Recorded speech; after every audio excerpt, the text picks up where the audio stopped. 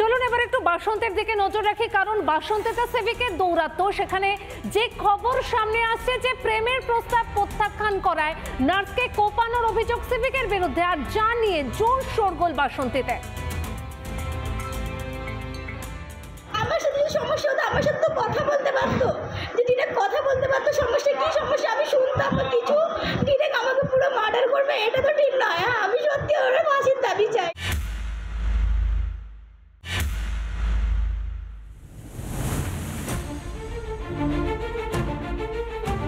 প্রেমে প্রত্যাখ্যান, তার জেরে নার্সকে ধারালো অস্ত্রের কোপ সিভিক ভলেন্টিয়ারের।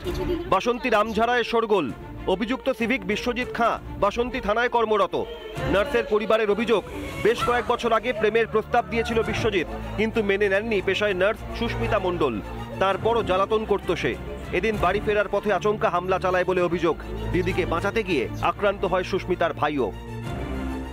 আমি প্রপোজ করেছিলাম, রাজি হইনি, কিছুদিন ধরে খুবই জ্বালাচ্ছিল, তার জন্য আমাকে হঠাৎ করে আক্রমণ করে। যারা আমি আজকে মেরেই দিত, আমার ভাই না থাকলে তো আমাকে পুরো কুপিয়ে শেষ করে দিত। বলে না ও আমাকে ভালোবাসে, আমি তোমাকে যদি ভালোবেসে থাকলো তাহলে ও কিসের জন্য রাজি হচ্ছে না? মানুষ এরকম হাজার হাজার হয়ে যায়, বাবা তুমি তোমার মতন পাটেনে না, ওর মতন যখন পাটেনে নিয়েছে, যে হঠাৎ আমার মেয়ে বেনারস থেকে বাড়ি আসছে, ওকে বলেছি বলে ভাই তুই আগাতে আয়, ও আগাতে গেছে। আমার ভাই না থাকলে আজকে মেরে দিয়ে দিত।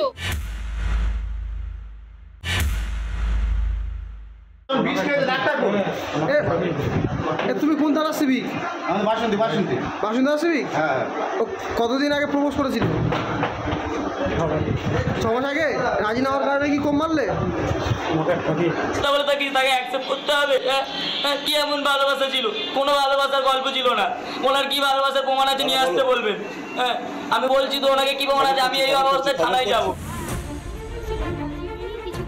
নার্সের ওপর হামলা চালানোর পর বিষ খায় অভিযুক্ত সিভিক ভলেন্টিয়ার। দুজনই গুরুতর অবস্থায় এখন হাসপাতালে চিকিৎসাধীন।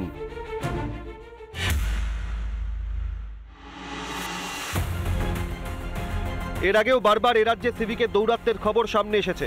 কিছুদিন আগেই সমুদ্রগড় স্টেশনে সিভিকের হামলায় যুবকের আঙুল বাদ যায়। তার আগে পুরুলিয়ায় এক যুবককে পিটিয়ে খুনের অভিযোগে গ্রেফতার করা হয় এক সিভিক ভলেন্টিয়ারকে। নদিয়াতেও এক মহিলার আত্মঘাতী হওয়ার ঘটনাতেও কাঠগড়ায় মমতার পুলিশের সিভিক। তার আগে চিপস চুরির অপরাধে নাবালকের আত্মঘাতী হওয়ার ঘটনাতেও ধরা পড়েছিল এক সিভিক ভলেন্টিয়ার। আরজিকর কাণ্ডেও জালে এক সিভিকই।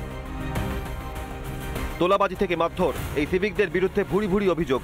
সিভিক ভলেন্টিয়ার নিয়োগ নিয়ে সুপ্রিম কোর্টেও প্রশ্নের মুখে পড়েছিল রাজ্য। তারপরেও সিভিকদের ভাগে আনতে তেমন পদক্ষেপ কই?